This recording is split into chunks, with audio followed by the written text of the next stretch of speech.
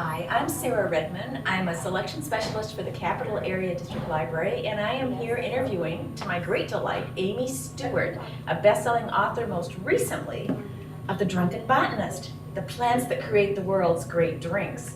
She's had some other bestsellers, Wicked Plants, The Weed That Killed Lincoln's Mother, or how about Wicked Bugs, The Louse That Conquered Napoleon's Army.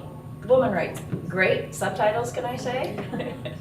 Those two books have actually been adapted into traveling exhibits that go to museums and botanical gardens. She received a National Endowment for the Arts Fellowship. She's been given awards by the American Horticulture Society and the Culinary Professionals. You may have heard her already on NPR's Morning Edition or on the TV morning shows.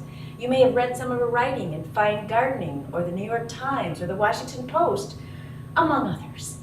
Her writing style is unique. It's full of history and humor and science even a layman can love.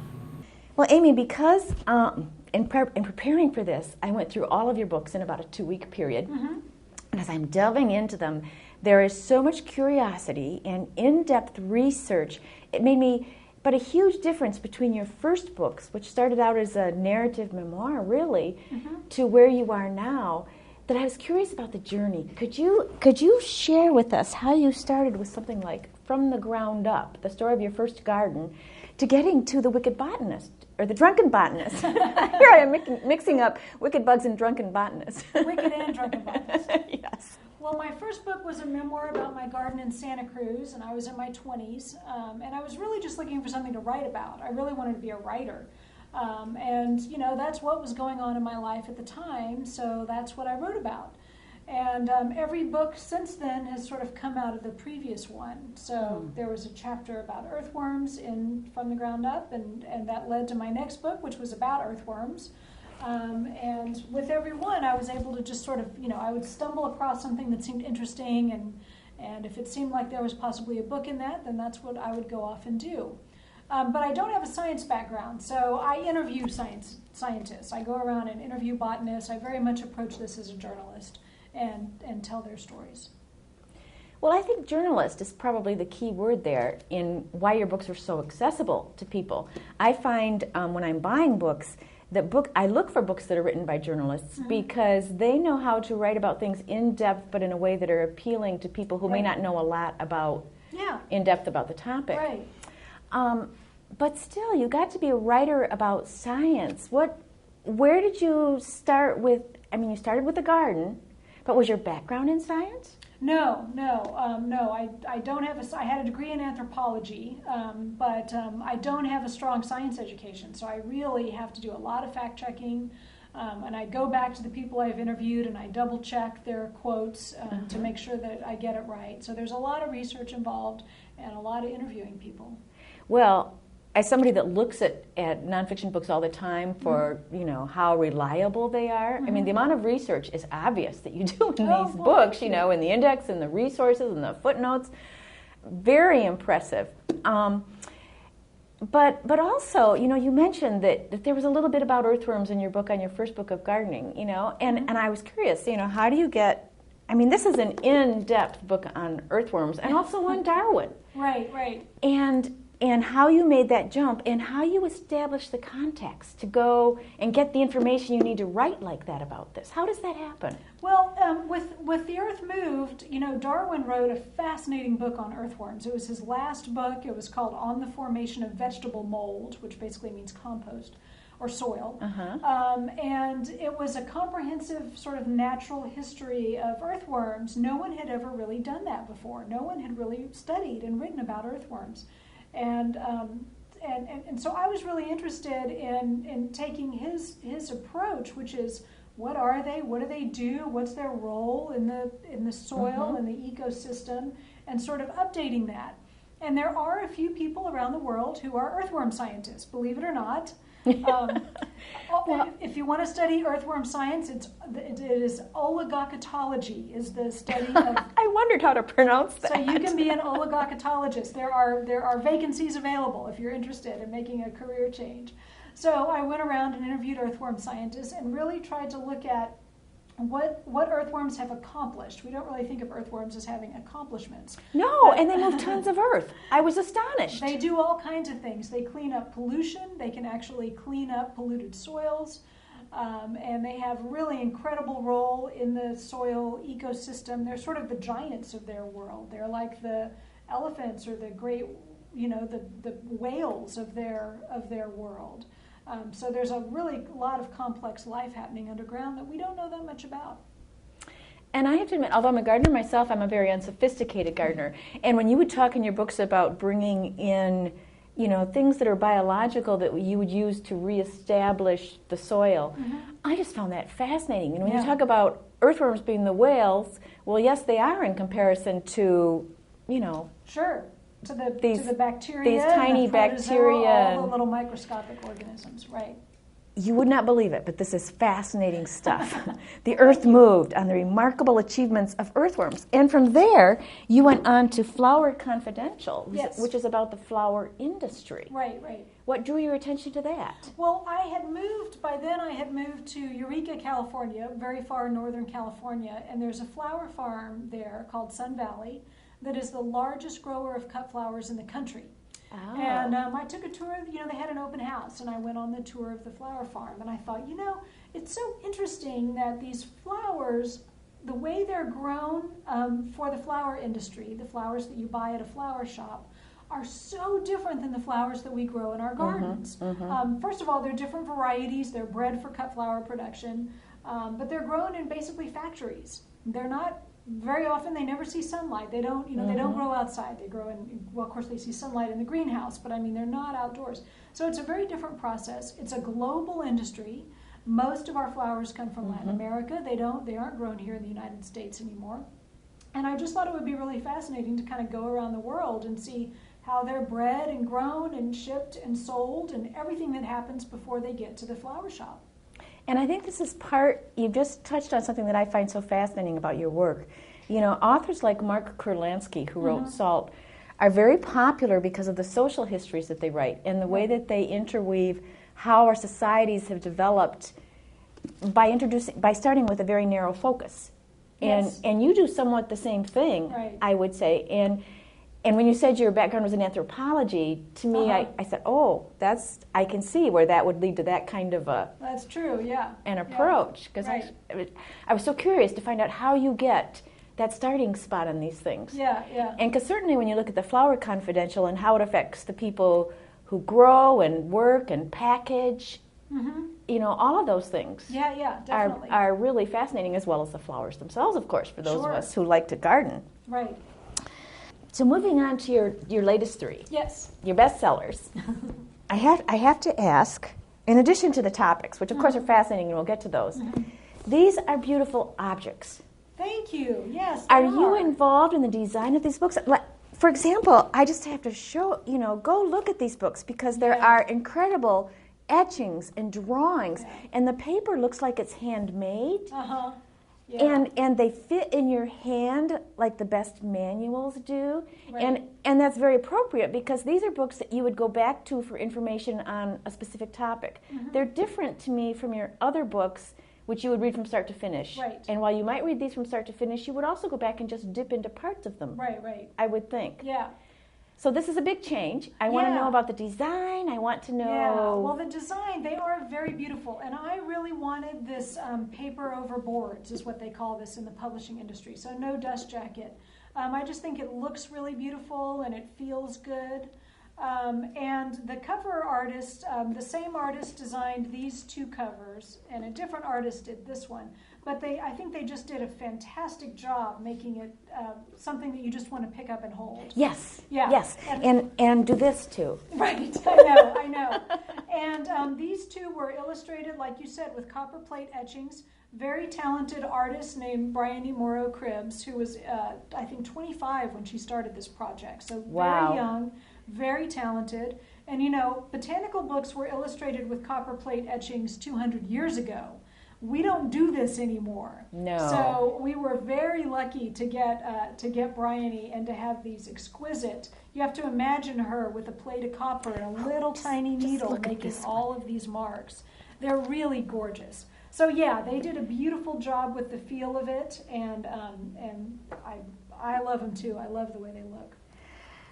They're amazing. Yeah. But talk about how the focus changed too. How you went from a narrative to more of a books that could be used for reference as well.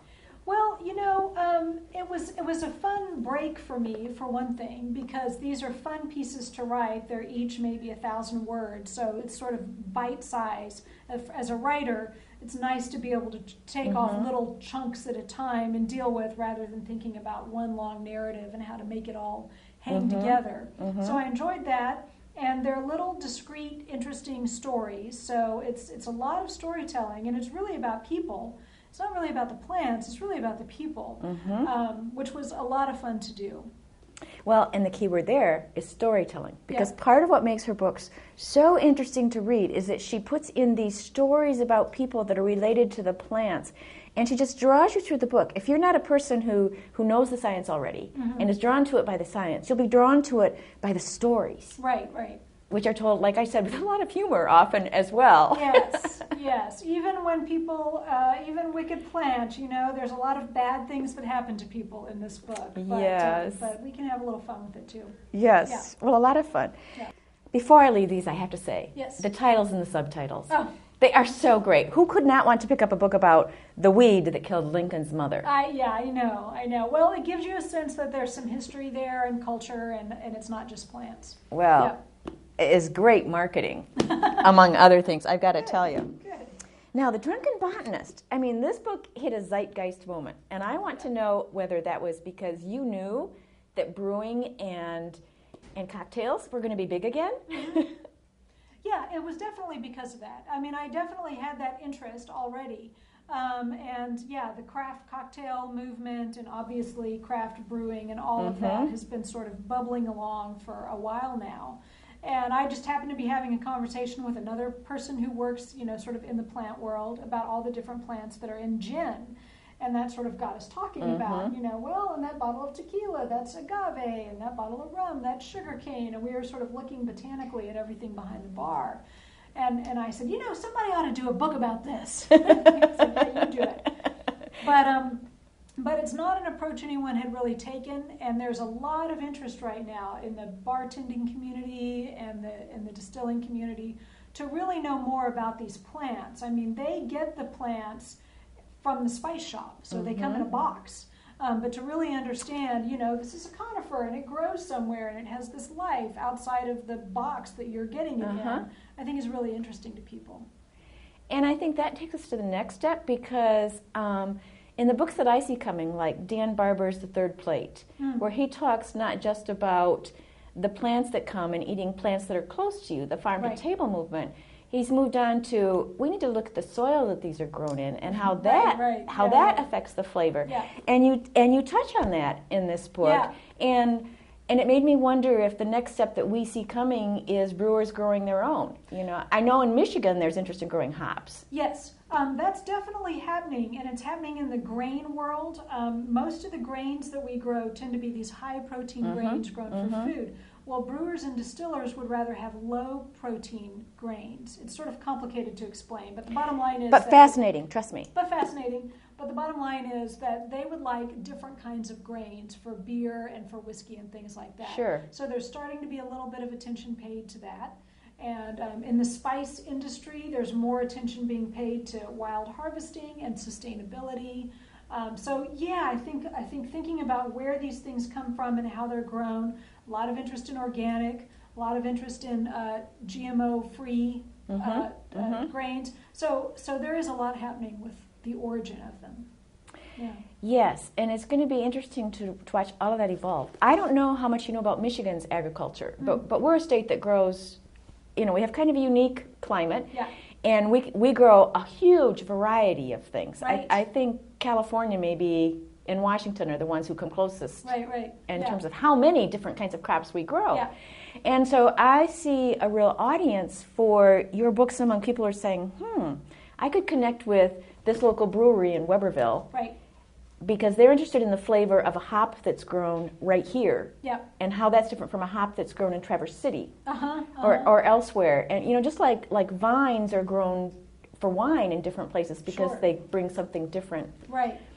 And it's also great for farmers. You know, originally distilling was a way to use the rest of the harvest. Right. So like if you're an apple farmer, you may have apples that are a little too early or a little too late in the season to make it to market. They might be small or oddly shaped. They might have bug bites in them. For whatever reason, they're hard to sell. Well, if you can brew hard cider with them or make apple brandy, then you've got a use for the rest of your harvest. So I think distillers are starting to figure out, you know, I should connect with local farmers and use some of that. And we see a lot of that happening in our state, I think particularly up in the Traverse City area. Yeah. It's just a fascinating thing to follow. Right.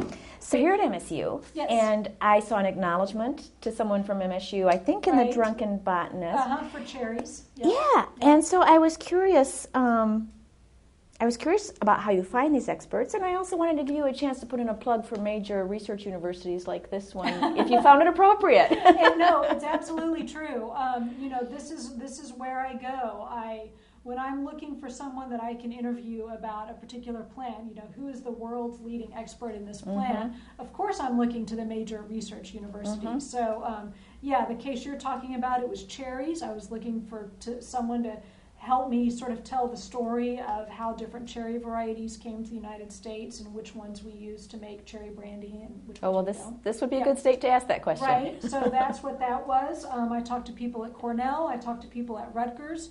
The great thing about botanists who are working in a research university as opposed to, say, a pharmaceutical company or something else in the private industry is that it is part of their job to talk to the public. So I can get them on the phone and they will give me, you know, an hour or so of their time, or I can come and tour around. I visited Cornell and toured around with some folks. So it's incredibly important, and I think one of the things that people forget is that research universities are really important partners to farmers.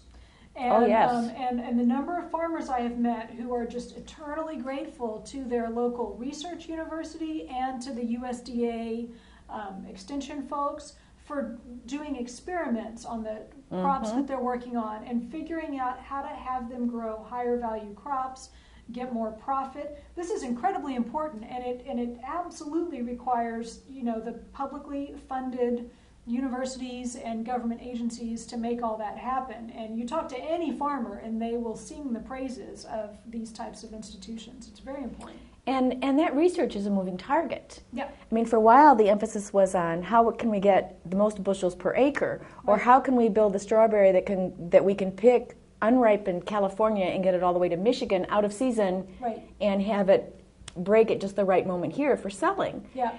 And then all of a sudden now, well, I guess it's not all of a sudden, but to a lot of people it feels that way. You know, the movement towards going back towards heritage seeds and going more for the flavor and the local aspect.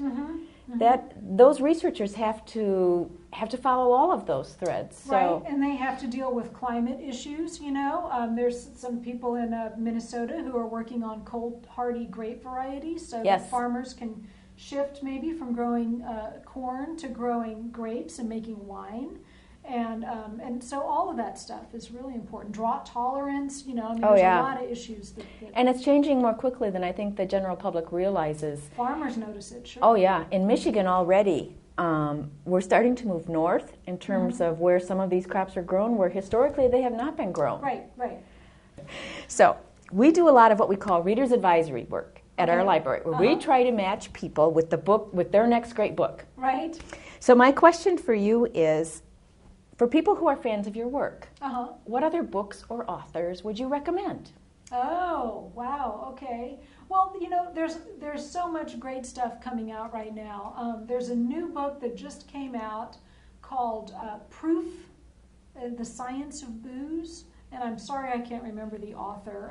They can find it in our library. They can find it. Houghton Mifflin published it. So it's a very interesting book about kind of more of the chemistry and science that I couldn't get into. So I think that it's a good companion maybe with Drunken Botanist. And boy, there are so many people I think writing about ecology and plant science in a really wonderful way right now. So all of these books we talked about are available at the Capital Area District Library. You can place a hold online by going to CADL.org and place it right there, or you can go to your library and request them.